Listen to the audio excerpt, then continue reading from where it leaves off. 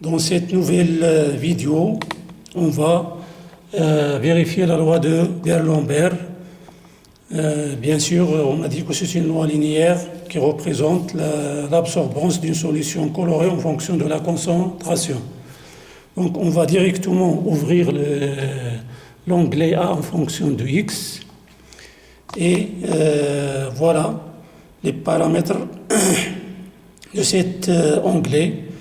Vous avez ici acquisition manuelle sur l'entête, puis calibration, toujours il faut faire le blanc de la même manière qu'on a fait dans la vidéo précédente. Puis on a ici étalonnage. Dans l'étalonnage, on va choisir la longueur d'onde donnée la plus absorbée par une solution donnée. Pour nous, ici, c'est 527. Pour le Camino 4, la longueur d'onde de l'arrêt la plus absorbée, c'est 527. Et ici, on doit saisir le nom de l'abscisse, c'est-à-dire ici la concentration et l'unité, puis la valeur de la concentration et validation pour mesurer. Pour chaque concentration, pour une concentration donnée, lorsqu'on appuie sur valider, le logiciel va tracer un point sur le graphe des courbes.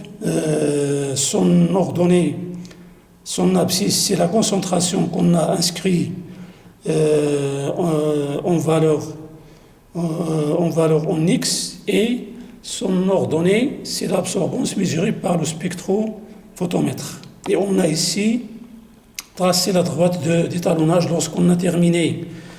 On va refaire cette opération pour des concentrations de la même solution, de concentrations différentes, et on va tracer un ensemble de points, puis on va tracer la courbe de A en fonction de X, ou bien de l'absorbance en fonction de la concentration, et lorsqu'on va appuyer sur tracer la droite d'étalonnage, le logiciel va tracer la droite passant par les points représentés sur le graphe.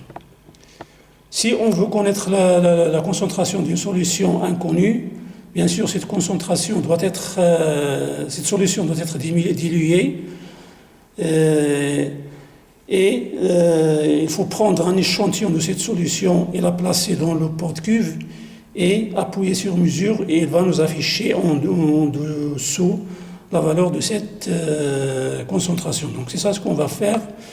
On va commencer par calibration, et je vais ici inscrire sur la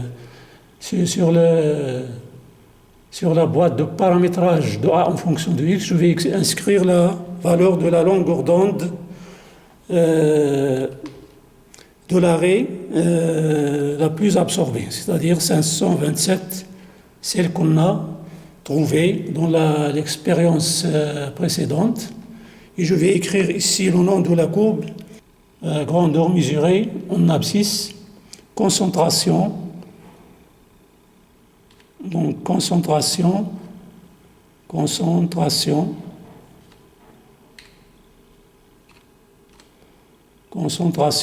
unité, c'est mol par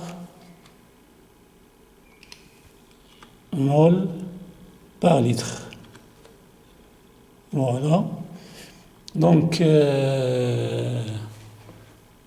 maintenant il faut inscrire ou bien saisir les valeurs des concentrations qu'on va utiliser pour tracer la courbe A en fonction de la concentration. J'ai préparé ici une série de solutions de Camino 4 de 5-10-5 jusqu'à 5-10-4. 5 solutions, 6 solutions, 5-10-5, 10-4, 2-10-4, 2,5-10-4, 1,5-10-4 et 5-10-4. Je l'ai déjà préparé dans des cuves, et je vais inscrire la valeur de la concentration sur la boîte de paramétrage du logiciel, et je vais placer la cuve de cette solution dans le porte-cuve et cliquer sur validation et cliquer sur validation pour que le logiciel affiche le point de mesure. Donc je vais ici, j'ai ici 5 exposants moins 5. Voilà. Lorsque j'appuie, je vais donc placer la solution dans le porte-cuve, la solution échantillon de la solution 5, 10-5 donc dans le porte-cuve, et je vais appuyer sur validation, et vous allez voir sur la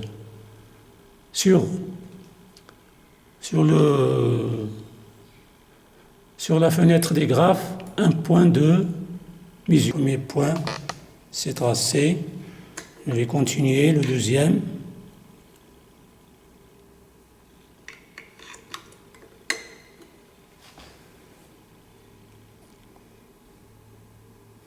Un 10-4.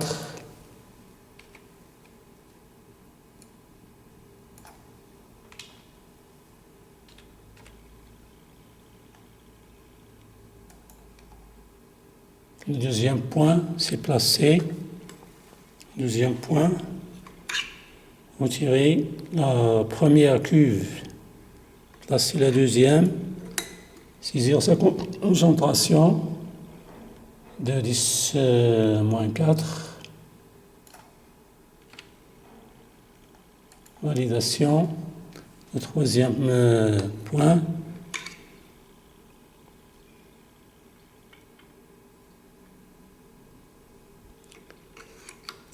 quatrième échantillon, concentration 2,5, 10-4.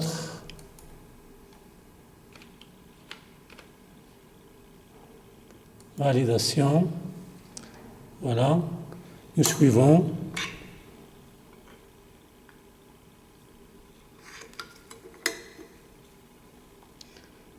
Euh, 1,5, 10-4.